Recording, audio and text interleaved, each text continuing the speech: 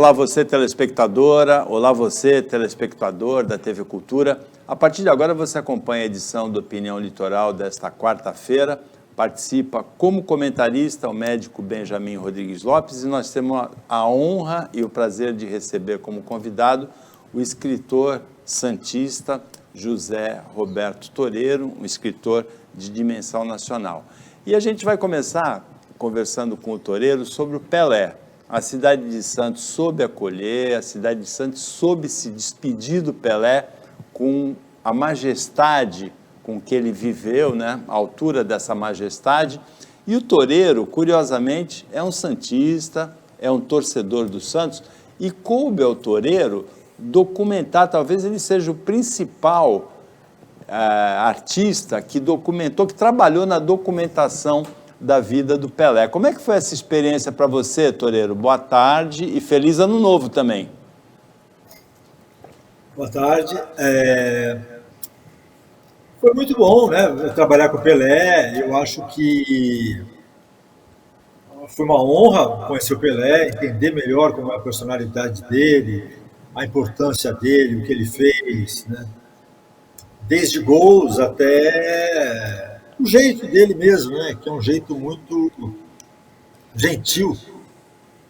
Isso é uma coisa engraçada, porque ele podia ser a pessoa mais snob do mundo, né? Ele é um atleta espetacular, né? Tem essa mistura de guerreiro, atleta e bailarino, fez coisas que ninguém fez, ganhou mais títulos que todo mundo, é mais famoso que Jesus, que os Beatles, né? Então ele podia ser um cara muito convencido, mas não, ele era um cara gentil. Tanto que a primeira vez que eu fui na casa dele, ele me serviu churrasco, fiquei espantado, né? O rei servindo o súdito, né? Onde já se viu. Mas ele era assim, era antes de tudo um sujeito muito gentil. Benjamin. Boa tarde a todos os ouvintes, aos telespectadores, quem nos está assistindo à noite, boa noite para vocês. Eu vou tomar muito cuidado com José Roberto Toreiro, porque eu brincava em off, assim, ele não me conhece, mas eu o conheço muito bem, porque eu sou um leitor, desde o primeiro livro que caiu na minha mão, Chalaça, sigo a obra dele. E eu ia começar uma brincadeira, não sei se é oportuna brincadeira, com a morte. O Toreiro é um dos biógrafos, é um dos documentaristas, é uma das pessoas que mais conhece a vida do Pelé, conhece a fundo, livros, documentários, e também ele é viúvo de um outro filho. Dizem que o autor, quando escreve sobre alguém, incorpora. O Paulo brincava se ele tinha incorporado o Bolsonaro. Durante alguns anos, o Toreiro é o escritor do Diário do Bozo. E eu encontrei pela internet esse diário, tenho os livros. Morreu o Diário do Bozo, Toreiro? Tem como continuar? Existe vida após presidência para o Bozo? Olha, eu acho que vai existir vida dependendo do que acontecer. Por exemplo, se acabarem com 100 anos de sigilo e verem coisas escabrosas e tal, eu acho que ele vai precisar escrever. Se ele sofreu um processo grave e for para a cadeia, acho que ele escreve um tanto. Mas acho que o Bolsonaro é um homem das sombras, né? Ele passou toda a carreira, aqueles 28 anos como deputado, nas sombras. Acho que ele quer voltar para lá um tanto. A exposição excessiva fez com que ele fosse investigado, os filhos. Então descobriram-se coisas terríveis, né? Muita gente não deu bola, claro, mas enfim, a maioria das pessoas deu e ficou sabendo, e por isso que ele não foi reeleito. Ele é o primeiro presidente a não ser reeleito, né? Isso é uma derrota muito grande, muito grave. Então eu espero não escrever mais o Diário do Bozo, mas acho que bissextamente, se acontecer alguma coisa muito interessante, se me der vontade, eu faço que nem o Pelé, né? O Pelé fez várias despedidas e ele voltava e fazia um joguinho beneficente e tal.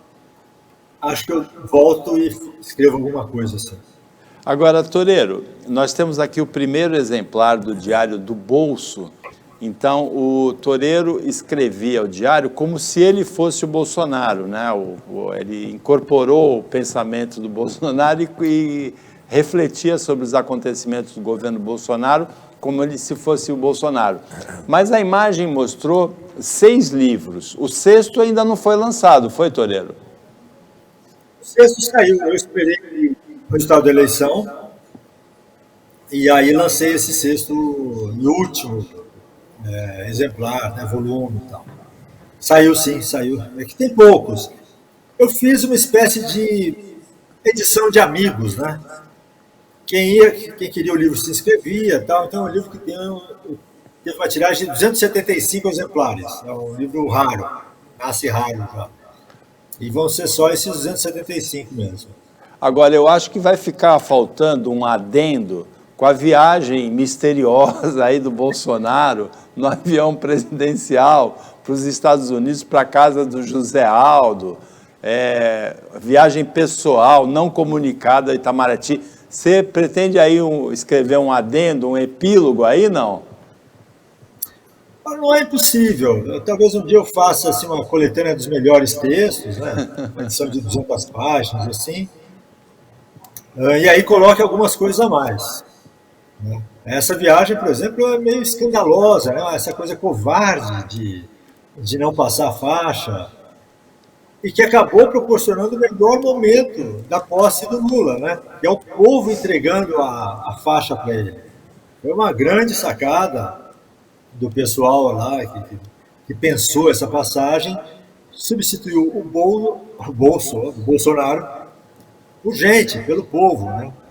E ficou lindo isso, porque quem deu poder ao Lula não foi o Bolsonaro, né? Não foi o Bolsonaro que entregou, foi o povo que o elegeu e tal, né? E uma mulher negra, e talvez tenha sido as responsáveis maiores pelo Bolsonaro, porque se dependesse de nós, assim, homens brancos, ele tinha vencido.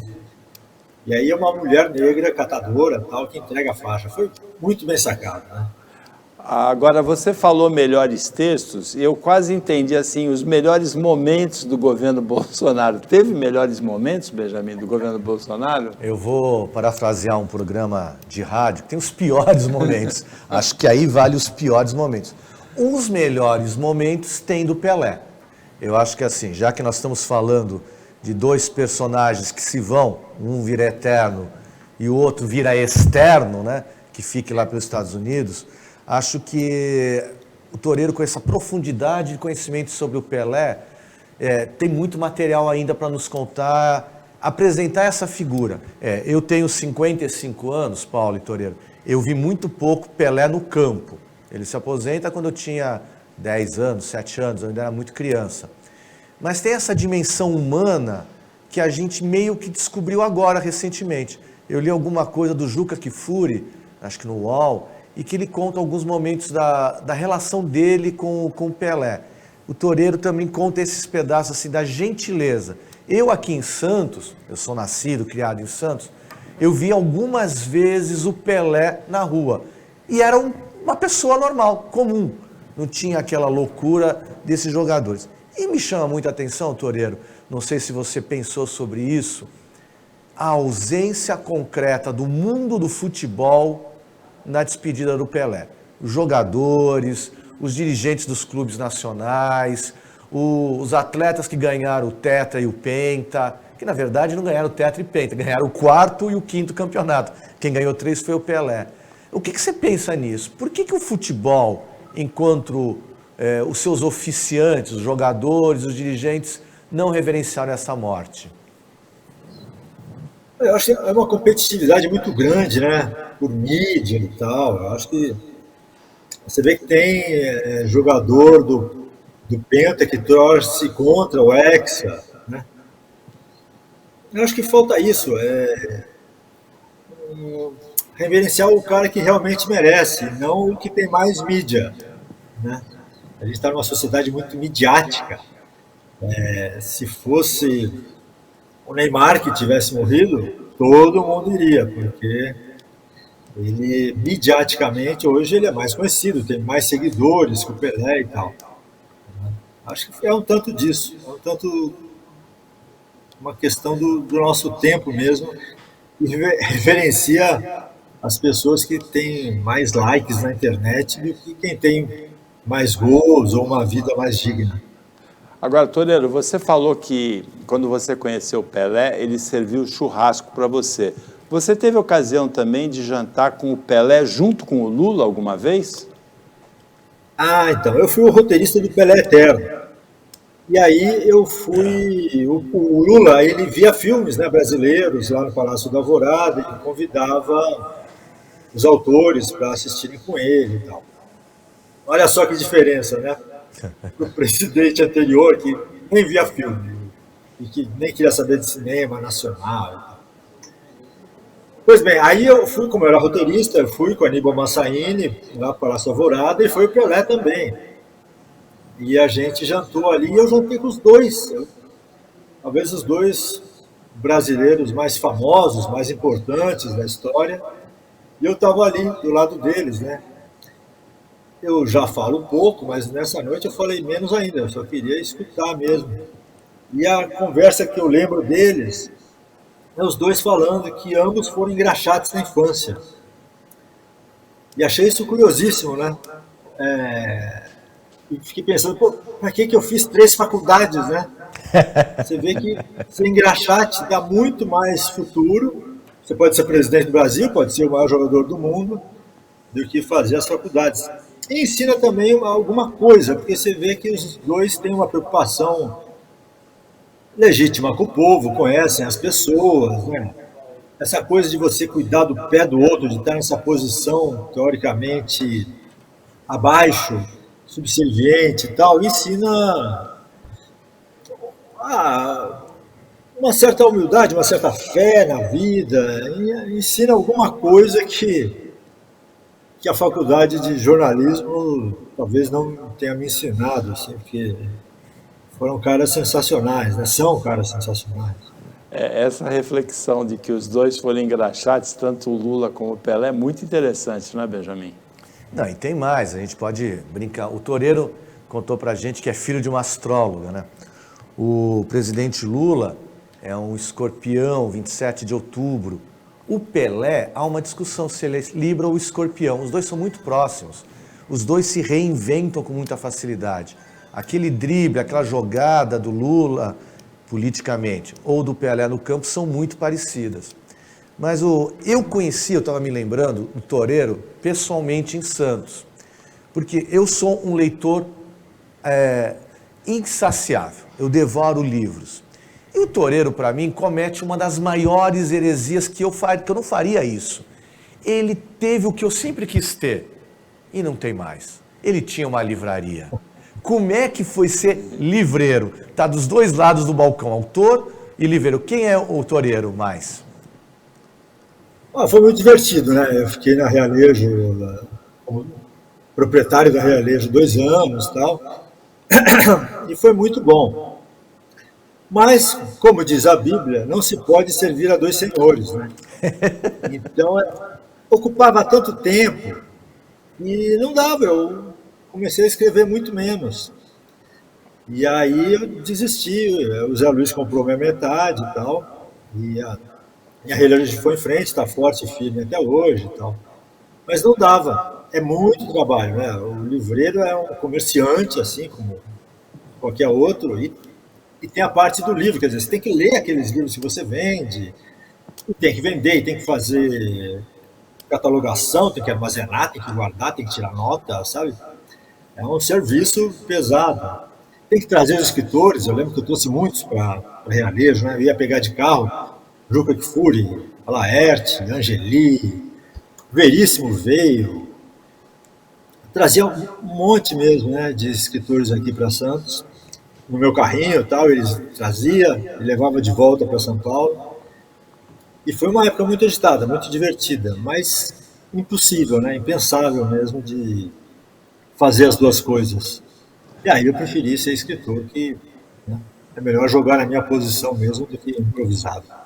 Depois do intervalo, o Toreiro conta pra gente como é que foi ser escritor, ser um intelectual, fazer parte do mundo da cultura nos 4 anos do governo Bolsonaro. A gente volta depois do intervalo, que é bem rapidinho. Fica com a gente.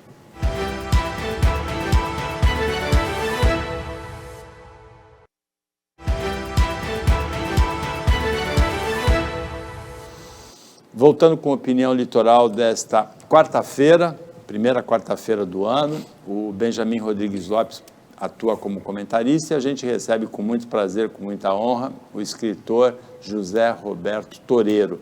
Toreiro, como é que foi ser intelectual, ser escritor, fazer parte do mundo da cultura no Brasil durante o governo Bolsonaro? Foi péssimo, né? Foi terrível. A indústria audiovisual praticamente acabou, né? Então eu não tinha para quem escrever roteiros, dirigir pouca coisa, né? Mas acabei dirigindo, com bolsões que se mantiveram vivos, né? Então eu fiz, por exemplo, um curta aí em Santos, chamado Fim, que ficou muito bonito, um programa de TV chamado Super Libres, do Sesc TV, e vai ter um episódio que o Benjamin vai gostar muito, com o Drauzio Varela falando sobre médicos e escritores, porque é muito grande o número de médicos e escritores, né? Então a gente escolheu fazer um programa sobre esse tema, e um dos entrevistados é o Drauzio, que fala muito bem. Na parte de literatura, teve também a pandemia, né? Então, além do Bolsonaro não comprar livros para as escolas, que é, sei lá, 1/3 em geral, às vezes mais que isso, né, do ganho das editoras, teve a pandemia que diminuiu a leitura. Então, as editoras passaram a lançar muito menos livros. A Companhia das Letrinhas, por exemplo, lançava 2 livros por mês, lançava 5 por mês, passou a lançar 2. E aí a fila alongou muito, né? Então foi péssimo por essas duas coisas. Por outro lado, por conta disso, por conta da pandemia, eu fiquei muito em casa, acabei escrevendo muitíssimo, né? Parei de nadar também e tal. E aí eu fiz os 3 livros de contos sobre a pandemia, os 6 diários do bolso, fora outros livros infantis e um adulto que eu estou terminando agora. Então, na minha produção aqui, na escrivaninha, aqui no escritório, foi gigantesca. Eu escrevi mais do que nunca na vida. E acabei até tendo que fundar uma editora, a Padaria de Livros, que só edita eu como autor, né? Mas que está indo muito bem, obrigado, e esse ano eu até ganhei mais dinheiro com a Padaria de Livros do que com a Companhia das Letras, que é a minha editora e é uma das principais do país. Tal. Então, foi horrível, acho que para a grande maioria, mas para mim até que foi menos horrível. Benjamin. Toreiro, eu vou insistir um pouquinho no Toreiro empresarial, o Toreiro que já foi editor, o Toreiro que tem agora a editora, né? Eu encontrei o Diário do Bozo pela internet. Como é que você vê o futuro da mídia livro? Ela vai migrar para o livro virtual, digital? Eu sou suspeito porque eu ganhei um livro virtual, deixei de lado. Eu gosto do papel, de carregar o livro, do esforço físico de ler. Eu gosto, inclusive, de ler à noite na cama com a lanterninha para não incomodar a companheira. Mas e você? O que você pensa nisso como pensador de livros? Essa mídia desaparece? Eu li recentemente, você deve ter lido, o Diário de um Junco, que conta a história do livro papel. É maravilhoso. Depois eu te mando a autora. É incrível. E faz uma reflexão de que durante 3.000 anos o livro muda, melhora, explode. E agora? Olha, eu acho, meu palpite assim, é que as livrarias vão sofrer muito, né? Porque você não precisa mais da livraria para comprar o livro, você compra pela Amazon, pelo site da Padaria de Livros. A livraria acho que vai sofrer bastante, já vem sofrendo e tal. Elas têm se reinventado, têm buscado nichos, têm buscado o mundo eletrônico, então elas têm sido espertas, mas acho que a longo prazo vão sofrer bastante. O livro, eu acho que lentamente ele vai migrando para o digital, mas é bem lento, né? As pessoas esperavam que fosse uma coisa rápida e certeira e tal, mas não. E se você pensar a mudança do pergaminho para o pergaminho, por exemplo, foi lenta, né? Eu acho que vai acontecer isso. Eu acho que a mudança para o digital deve acontecer, porque é mais racional, mais barato, o autor vai ganhar mais, sabe? Então acho que tem muita chance mesmo de o digital ganhar no final das contas. Do mesmo jeito que a gente passou do papiro para o pergaminho, né? Ou que passou do rolo para o livro brochura. Acho que deve acontecer. Mas acho que a gente não vai ver isso. Acho que vai demorar bastante tempo. Porque a gente ama o papel, né? E o papel é melhor. Eu acho que o digital só vai ganhar quando ele souber ser melhor que o papel. E não uma imitação do papel. Enquanto ele só imitar, tiver até o barulho da folhinha, eu vou preferir o original. Mas na hora em que eu for ler o Chalaça, na versão de 2082, onde eu aperto uma tecla e escuto o hino que o Dom Pedro fez, onde eu aperto outra tecla e vejo a cara do Chalaça, como que ele era naquele quadro que tem lá no Museu do Rio de Janeiro e tal, aí acho que ele tem chance de ganhar e de realmente tomar o lugar do livro de papel. Mas enquanto for imitação, acho que perde. A internet abriu essas possibilidades. Agora, quando você fala do Chalaça, a fotografia, de ouvir o hino, hoje, quando você escreve, você já pensa nessas possibilidades do digital? Porque até agora, as experiências que foram feitas com tablet, com o Kindle e outras experiências desse tipo, não pegaram ainda. Você realmente fala que o processo é lento e provavelmente é lento, e nem sei se é esse o caminho do Kindle ou do tablet. Quando você escreve, você já pensa nessas outras possibilidades? Não penso. Eu penso só no texto. O que eu penso um pouco é como ele pode ser editado agora por conta da padaria de livros. Então, por exemplo, acho que daqui a um ano ou dois eu posso fazer uma coletânea de textos do Diário do Bolso. Os livros em geral têm 100 páginas, esse vai ter umas 200. Mas penso que eu posso juntar tudo num livro imenso digital, que teria 700 páginas, e aí eu lanço, ou dou de brinde o livro digital, né? Então isso eu já penso um pouco, mas fora isso não.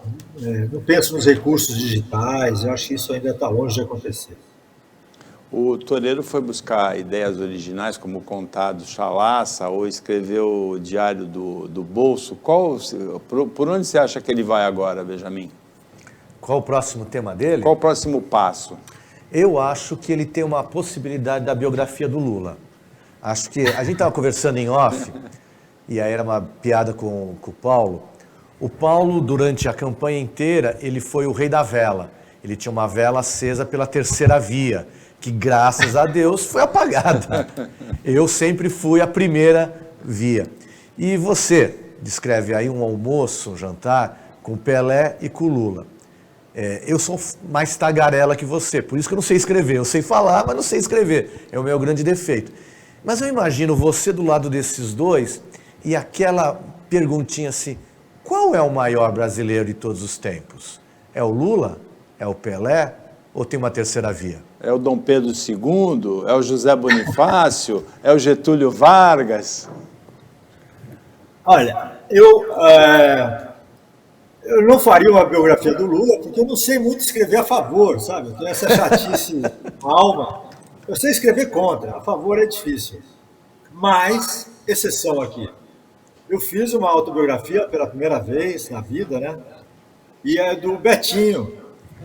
Esse livro chama Muito Prazer, Betinho, é da Moderna, saiu há um ano, por aí, um ano e meio. Foi uma produção da pandemia também, dos tempos Bolsonaro.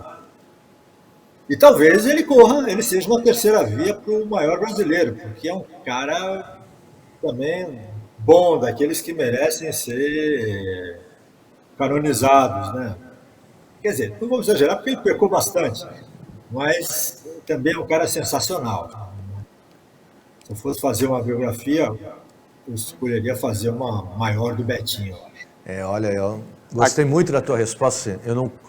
O Betinho é uma das pessoas que estão no meu pequeno altar lá em casa. O Betinho é daqueles caras que se reinventam. Ele era o irmão do Enfio, ele era a pessoa que tinha uma doença terrível, gravíssima, hemofilia, que praticamente foi dizimado durante o início da epidemia de AIDS. E quando ele está sofrendo, com o vírus, ele pensa em ajudar o outro, né, em acabar com a fome. Então, um belo momento. Aqui em Santos, Teoreiro, o prefeito, ele lança uma ideia de fazer um memorial na praia para o Pelé. Eu acho louvável. Diz ele que vai fazer um projeto internacional. Um concurso, um concurso, né, de projetos. Eu sugeriria ao prefeito que não fizesse apenas um memorial ao Pelé. Acho que seria um memorial aos grandes santistas que passaram por aqui. O Paulo citou Zé Bonifácio de Andrade Silva, tem o Pelé. E esta cidade, que é uma cidade escorpiana, é uma cidade da reinvenção mesmo. O Lula circula por aqui vendendo na balsa a sua comida, sendo engraxate. Marina Silva veio se tratar de tuberculose aqui embaixo. Acho que esse é um universo muito rico. Talvez, se fosse a sugestão, seria para o Toreiro escrever um pouco isso, sobre essa mistura de Santos. A capital da cultura em algum momento e a capital da podridão. É a cidade que produz um Plínio Marcos, meu vizinho de porta aqui lá na ponta da praia. Acho que a gente teria muita coisa para pedir para o Toreiro escrever ou inspirar ele. Não sei se ele tem tempo. Não, Santos é uma cidade espetacular, né? Com muita história, o Porto. Eu já fiz filme, fiz o roteiro do Brevíssima História das Gentes de Santos. É um curta muito bacana, de 14 minutos, do André Klotzer, que ganhou muitos prêmios pelo Brasil afora. É um filme engraçado porque ele ganhou o melhor documentário e também ganhou o melhor ficção. Ele fica bem no meio, com o Ney Latorraca, outro grande santista, né, como ator principal. Então, acho que Santos tem essa coisa, né? Talvez por ser um porto tão gigantesco, por receber tanta gente de fora. Eu acho uma grande cidade, eu adoro Santos mesmo e acho que daria para passar a vida escrevendo, né? Mas há escritores excelentes em Santos fazendo um tanto disso mesmo. Quando eu pensei na manchete do jornal da Rádio Jovem Pan sobre o Pelé, eu coloquei assim: a cidade de Santos soube acolher e soube se despedir do Rei Pelé. Santos tem características interessantes. Mas você, Toreiro, falou uma coisa interessante. Você falou que você prefere, que é mais fácil escrever contra, né? E nós tivemos, na época da ditadura no Brasil, uma fase muito criativa da música popular brasileira, meio cifrada, com músicas de protesto, né? E alguns compositores, inclusive, perderam essa inspiração depois que veio a liberdade. É mais fácil mesmo escrever contra do que a favor? Acho que é mais fácil e é melhor, né? Porque o a favor é sempre um lambe-botas, né? No fim das contas. É uma visão menos crítica e tal. Então, eu prefiro escrever contra. Mas entendendo, né? Não é só assim, não é para entender, é para brigar. Não é essa a ideia. A ideia é entender o cara contra quem você está e revelar isso, né? No próximo bloco, o Toreiro, que já falou de escritos, né, de roteiros para cinema, que já falou de livros, vai falar sobre histórias em quadrinhos, ele está se aventurando nas histórias em quadrinhos. Ele vai contar para a gente do Super Zé.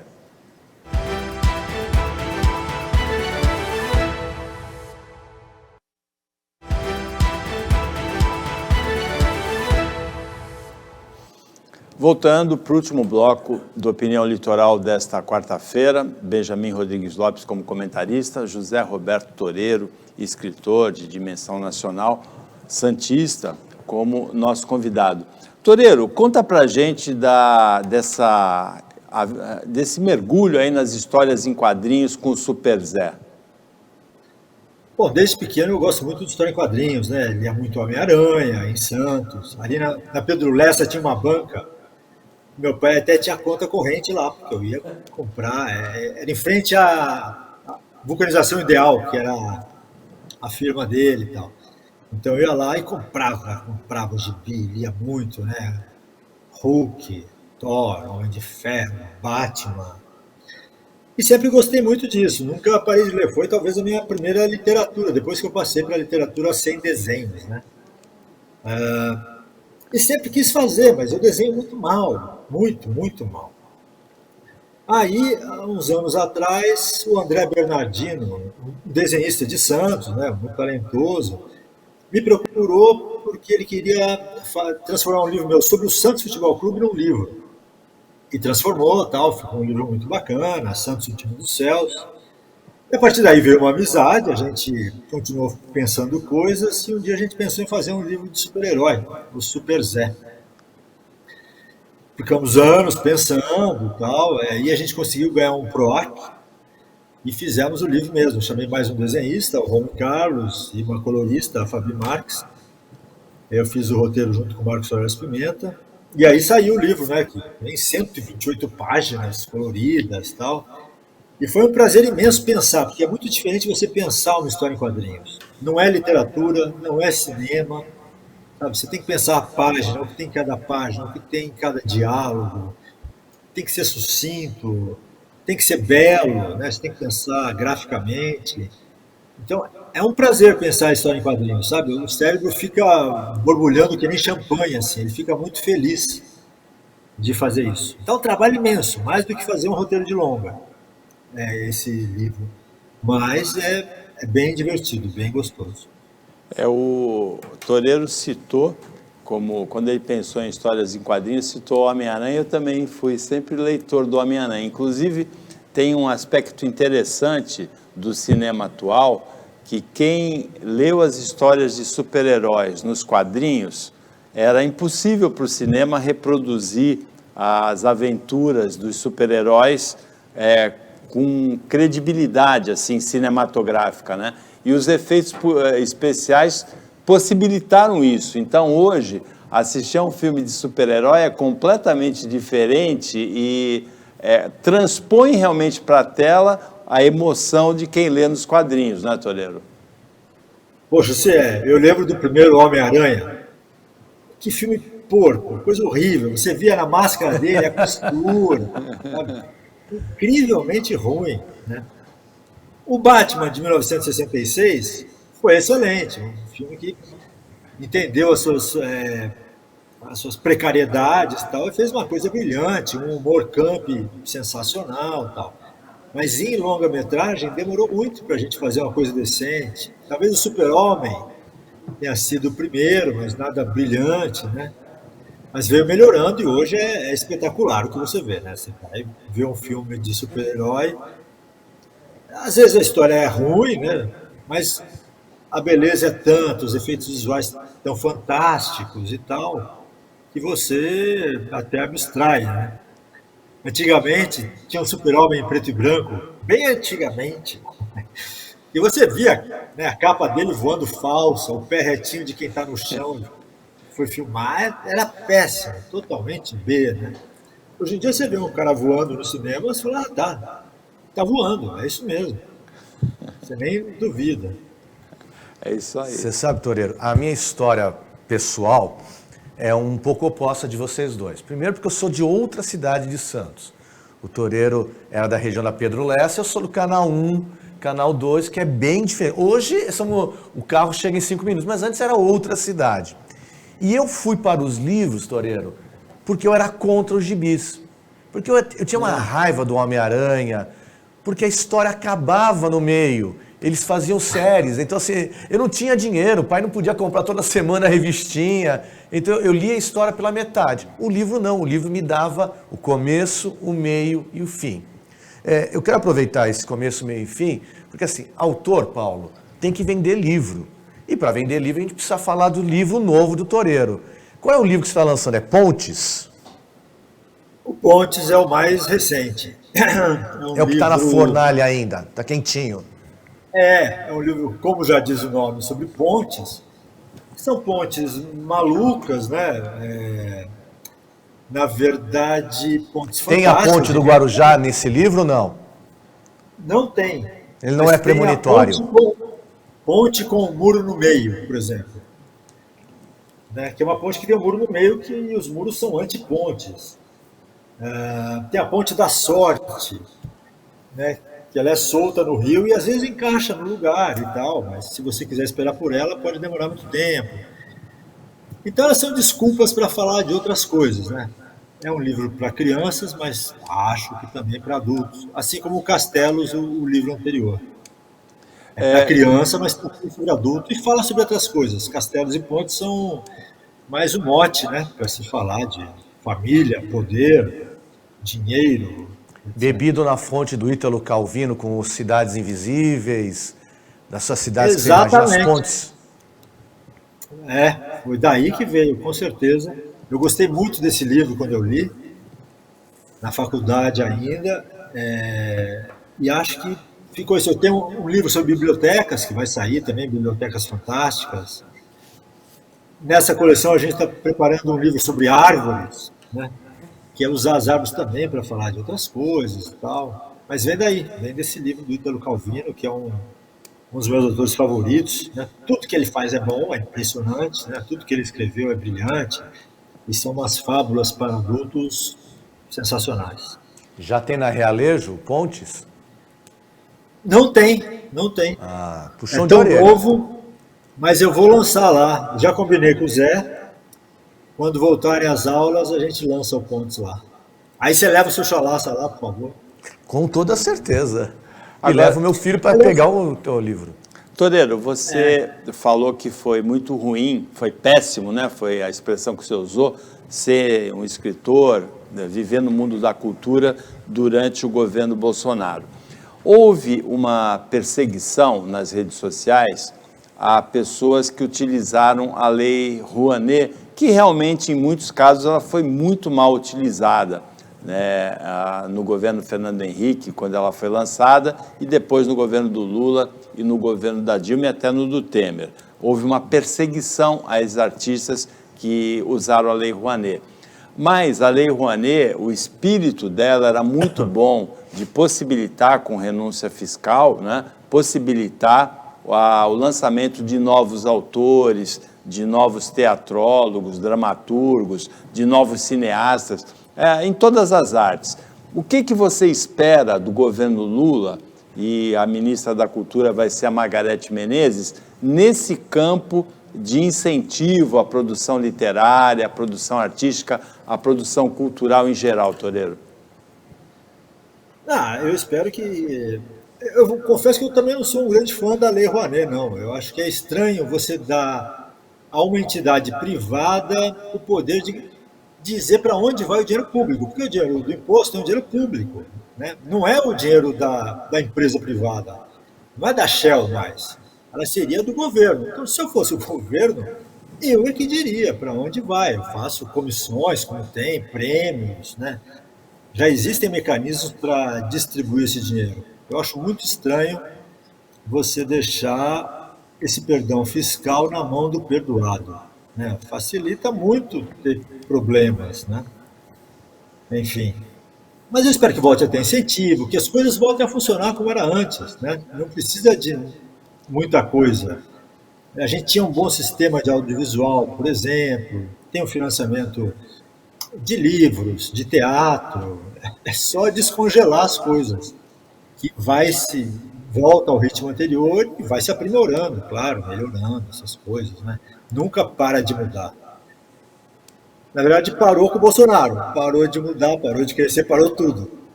Mas nem em governos normais, de direita ou de esquerda, a coisa anda, né? Foi bem, o Fernando Henrique também andou um bom tanto, sabe? Não, os governos em geral cuidam disso. Né? A exceção foi o Bolsonaro, que foi um governo totalmente atípico, né? Totalmente destruidor. Ô, Paulo, deixa eu aproveitar o gancho, que o Toreiro falou que gosta de escrever contra. Eu gosto de falar a favor. Então eu quero fazer só uma correção. A Margareth Menezes já é a ministra, e isso eu queria colocar para a nossa discussão. Olha que interessante. A gente sempre recebe ofensas do ex-presidente, atual presidente Lula, de que ele nunca teria lido um livro na vida. Tinha até uma foto dele lendo um livro de cabeça para baixo, aquelas canalices que as pessoas gostam de fazer. Um dos primeiros atos, no primeiro dia do governo do presidente Lula, foi elevar ao status de secretaria a pasta de livros e de leituras. Então, dentro do Ministério da Cultura, ele foi refundado esse ministério e foi criada uma secretaria especial de incentivo à leitura e de incentivo ao livro. Talvez seja um caminho talvez o Toreiro poderia ser o indicado. Já pensou?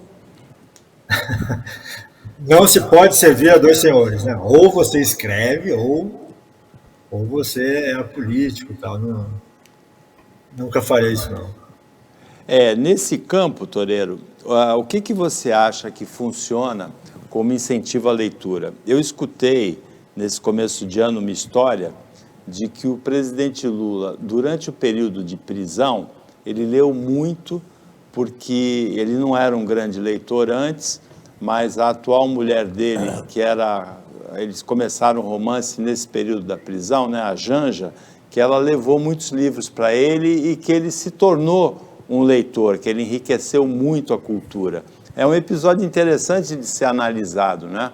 A pessoa que foi presa desenvolveu o hábito da leitura, que é um hábito extremamente saudável, enriquecedor do universo pessoal. O que você acha que funciona para incentivar a leitura, Toreiro, num país que lê tão pouco como o Brasil? Olha, acho que, pensando rápido aqui, a coisa que eu vi que mais funciona são as salas de leitura aqui em São Paulo. Aqui em São Paulo está na grade curricular. Tá? Toda semana você tem 2 aulas de sala de leitura, onde você tem uma professora específica, especializada nisso, e aí você vai para lá, lê, pensa, sabe, lê em conjunto, ela lê, e fazem peças de teatro, mas é uma coisa que está na grade. E às vezes a professora de sala de leitura consegue movimentar toda a escola na leitura. Então, eu já fui escola, por exemplo, em que todas as classes leram livros meus ao mesmo tempo. As 20 classes, com professores de várias matérias e fantasiados, né? Essa sala de leitura que tem nas escolas municipais só aqui de São Paulo, de ter o horário e tal, eu acho invejável. Quando eu falo assim para amigos de outras cidades, eles falam, olha só. Ou às vezes falam, aqui também, aqui em Frutal tem uma coisa parecida, a gente também tem na grade, tem que, sabe? Então, acho que é colocar isso de uma forma nova, do mesmo jeito que virou uma secretaria de leitura, a leitura pode virar uma matéria na escola, né? Com 2 aulas semanais. O efeito disso é espetacular. O garoto que tem 2 aulas de leitura por semana, você vê que eles são mais espertos, mais engraçados e fazem coisas. Eu adoraria ter tido isso quando eu estava no Luiz Ortiz, lá na década de 70, né? Ter essa sala de leitura, uma aula especial, e ler gente interessante, e vão escritores falar, sabe? Essa é uma solução. Mas claro que tem milhares de soluções diferentes, né? Essa é porque eu vou em muitas salas de leitura e eu acho invejável. Isso entra de uma forma muito sólida na escola e acho que ajuda muito mesmo a criança. Benjamin? E a prisão, claro, prisão também ajuda. Se você for preso, quer sair e ler. Mas é melhor a sala de leitura. Né? A prisão ajuda a criar leitores e a criar grandes obras. Algumas foram escritas na prisão. Graciliano Ramos escreve uma na prisão que é famosíssima. Solzhenitsyn, né? Arquipélago Gulag, né? Russo, durante a prisão. Também nos exílios, nos expurgos. E eu acho que é interessantíssima essa ideia das salas de leitura. Eu tenho um filho de 7 anos que ele se alfabetiza em casa durante a pandemia. E eu sou alfabetizador dele porque não tinha opção, não tem como se alfabetizar alguém pela internet. E uma das coisas interessantes na escola que ele frequentava na época era a leitura em comum pela internet. Então as crianças que estavam aprendendo a ler, leram umas para as outras. E aí foi a oportunidade boa para este pai velho de ver isso, porque geralmente está afastado, ele faz no interior da escola, e como é rico, como cada um tem um tipo de leitura diferente, coisas que o meu filho leria, o que o outro não lê, esse caldo é muito, muito interessante. E a gente passa, juntando isso com o ex-livreiro Toreiro, Santos vive por um momento muito difícil das suas livrarias. São Paulo também, grandes redes fecharam. Como é que a gente faz? Como é que a gente recupera? Em Santos hoje a gente não tem nenhuma livraria com espaço infantil. Nas 2 maiores, que são vizinhas lado a lado, os livros infantis estão deslocados, quase na contramão da história. E a gente sabe, se a criança não ler, o adulto não lerá. Sabe, Toreiro, eu tinha uma história muito boa com o Davi Capistrano, o ex-prefeito adotado por Santos, E ele teve câncer, ele foi fazer um tratamento nos Estados Unidos, teve recidiva, voltou para os Estados Unidos e ele me contava que ele foi procurar a mesma médica que tratou a primeira vez para tratá-lo de novo. E ele descobre que ela tinha sido demitida. E ele pergunta por quê? Porque falhou o tratamento? Ele falou, não, porque ela tinha 2 horas de leitura diária obrigatória e ela tirava essas 2 horas para trabalhar num outro lugar. Mesmo o adulto fugia da leitura. Enquanto a leitura não foi idílica, não tem isso. E eu me lembro, juntando tudo, de um outro grande santista, que é Oscar Van Full, um dos maiores dramaturgos, médico, que ele fugia do seu atendimento para ensaiar teatro, que estava sempre próximo ali dos metalúrgicos. Você vai para o teatro também, Toreiro? Passa pelo teu horizonte isso? Eu já escrevi algumas peças, né? Foram encenadas. É interessante. É uma coisa bacana. Agora eu tenho uma ideia de fazer uma peça, mas acho que ninguém vai fazer. E eu já escrevi o texto, tal, com o Marcos Aurélio Pimenta, chama Carlos e Frederico, e é a história do Marx e do Engels, né? Karl Marx e Friedrich Engels. Mas é a história da amizade deles, é uma história humana, tá? Mas o pessoal anda tão anti-esquerda que eu acho que não vai sair, não, né? Talvez o Davi Capistrano gostasse. Com toda Né, certeza. que foi do antigo Partidão e tal. Eu fui assessor de imprensa do Davi Capistrano, na Prefeitura de Santos. Né? E era um leitor espetacular. Você falava alguma coisa, ele tinha lido. Sabe? Você falava, leitores difíceis, assim. Tá. O Kurt Vonnegut é bom, sabe? Era um leitor assim... E editor, lançou diversos livros na Prefeitura. Acho que a última vez que a Prefeitura de Santos teve uma política de lançar autores santistas. Eu li alguns dessa época, Navios Iluminados e por aí iam.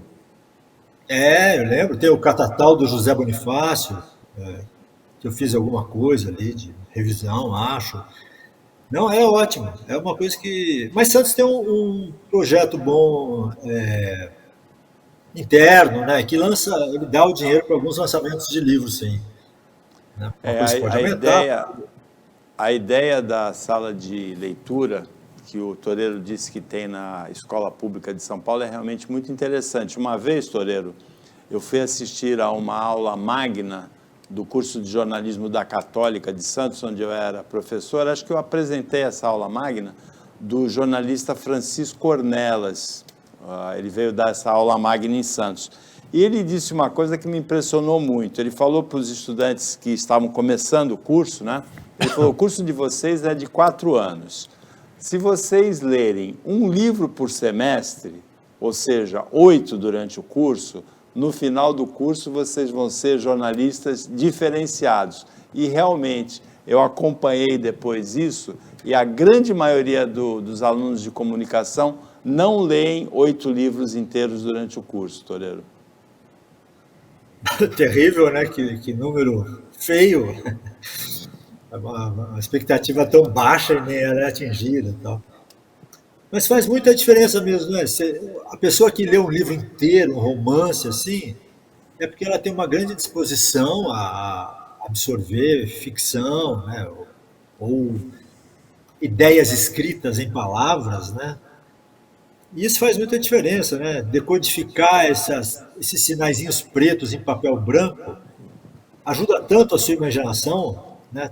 Tão mais do que filmes, por exemplo, que já dão tudo mastigado, a história, o ritmo, é sempre a mesma curva dramática e tal. E é muito fácil, porque está tudo ali no seu olho, no seu ouvido, né? A leitura não, a leitura é letrinha preta em papel branco e você que imagine tudo e tal, né? Você desenha as pessoas, a ambientação, a trilha sonora, o lugar, o cheiro. Eu acho que o cérebro tem mais trabalho, mas fica mais feliz se você gostar do que está lendo, claro. Para terminar, Toreiro, cita para a telespectadora, para o telespectador daqui da TV Cultura, quais foram 3 ou 4 livros que foram mais importantes assim na sua vida, na sua carreira, de outros autores? Os livros que te impressionaram mais? Memórias Póstumas de Brás Cubas, eu acho o livro mais engraçado de todos os tempos, mas você tem que ler com o espírito aberto, assim, de que ele está fazendo piada. Machado de Assis. O Grande Sertão Veredas eu acho espetacular. Em termos de música, porque todo texto é música, né? Você lê o texto, ele tem uma melodia. Em termos de música, o Grande Sertão Veredas é insuperável, nojento, maldito de tão bom, porque você jamais vai alcançar aquilo. Mas é um livro para se ler. Você tem que pagar um pedágio de umas 30 páginas iniciais difíceis, mas depois vale a pena e tem aquelas páginas que você lê, acaba de ler e lê de novo, porque foi tão bom que você vai ler de novo, né? Aquela página. Então, esses dois são fantásticos. Aí, em terceiro lugar, para continuar no Ítalo Calvino, eu gosto muito do Visconde Partido ao Meio, que é um Visconde que é partido ao meio, metade é bom, metade é ruim. Mas a metade boa acaba fazendo coisas que resultam péssimas, e a metade má acaba fazendo coisas que resultam ótimas. E isso é uma quebra de ambiguidade tão boa, né? Tão inteligente, que eu acho que vale a pena. O Ítalo Calvino é um cara imperdível. Toreiro, obrigado pela participação. Benjamin, obrigado pela participação. Toreiro, muito boa sorte na continuidade da carreira. Feliz 2023. E para você, telespectadora, até amanhã, nesse mesmo horário de 12:45, pouco depois da meia-noite na reapresentação. E uma ótima quarta-feira para você, que você merece.